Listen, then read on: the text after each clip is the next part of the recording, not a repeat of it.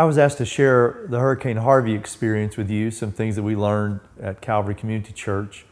And my name is Jeff McGee. I'm the senior pastor out at Calvary. When the hurricane moved through this area and we saw the devastation and the disaster that took place, it was just incredible to see people of faith respond, how people began to talk about, do we need to become a shelter as a church? What do we need to do, a distribution center? So we have a pastor's prayer group. We've been meeting together since, I think, 1997. And we heard that Larry Womack at Copperfield Church was going to become a shelter and other groups. And so we were communicating in our pastor's prayer group, we need shelters. We need churches to step up and become a shelter, and we need places of distribution. So late that night on Monday night, I sent an email to my team and said, here's what I'm thinking. What do y'all think? And the team all concurred. If we have enough volunteers, we should become a shelter. So late that night, I sent out a Facebook post on our private Calvary page that we have for intercession. And I said, how many people could show up to volunteer tomorrow if we opened as a shelter on Tuesday? And so I went to bed. It was late that night. Got up at 4:30 the next morning to process and went to the office. And I got to the office and only 20 of our people at Calvary could give their word to showing up to help us set up and to serve as a shelter. And I thought, well, that does not a shelter make. I wondered, what are we going to do? And so I prayed about it, and I still was impacted by the need in the community. And I just felt like in my heart, Calvary was supposed to become a shelter. Well, how do you do that? In Faith Walking, we talk about giving our word to something really big. That's what I felt like the Lord was asking us to do, and our team did. So I wrote the Facebook post and then the emails that I was going to send out and decided we would open up as a shelter at 9 o'clock on Tuesday. And the only anxiety that I had during the whole Hurricane Harvey event was just a few minutes before I pushed that post button on Facebook, and I thought, wow, if we give our word to this, what's going to happen? What if no one shows up? What if we don't have food and resources? And we couldn't even begin to put together all the pieces of what it would be like to be a shelter. We were going to build the bridge as we go. That day, we had about 500 volunteers show up to help us set up. And the majority of those were people from the community, not from the church, because our members couldn't get out of their flooded neighborhoods. Just an incredible synergy. So what we experienced with this huge coming together and connectedness, and then other members of our pastor's prayer group said, we'll become a distribution center and we'll help mobilize volunteers to serve at the shelters. It was just great to see everybody doing their part. But I learned a lot about connectedness, and about the community showing up, and those were amazing things to me.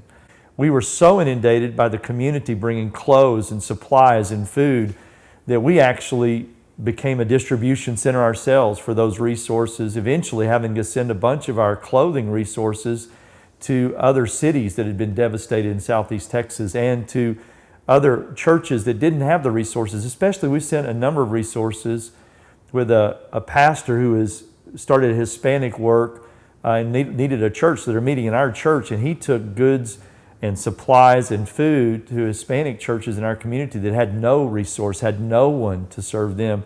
What a blessing to see the connectedness, to see the community come together, and then to see people express giftedness and anointings and service was just amazing. So the impact was significant, and to have people in the shelter say, I feel cared for here, I feel safe here, I feel loved. One guy said, he's had such a traumatic life. He said, I have never felt as loved and cared for as I have here in the shelter. And I just thought, wow, what a testimony to God, to His love, touching people at their deepest level at such a crisis point. Where do we go from here? The lessons that I've learned, I think, are the same lessons. Being connected is so important. I think that we need to learn how to cooperate with one another, to build meaningful relationships that then in the midst of crisis, those relationships are actually the framework or the net that allows us to function effectively for the Lord. Giving our word to things that are really big. I don't know what it looks like to rebuild, honestly. We don't have those resources, but God keeps sending trailer, and the Lord is sending financial blessings and teams and partner churches and organizations from all over the nation. Our God's at work, and He's doing amazing things. And to give our word, to say, Lord, we're going to step up in faith, even though it's a big risk. Yeah, I'm so proud of the Houston community. I'm so proud of the faith community. I'm so proud of neighbors. I'm so proud of our mayor. I'm so proud of our county. I'm so proud of our state.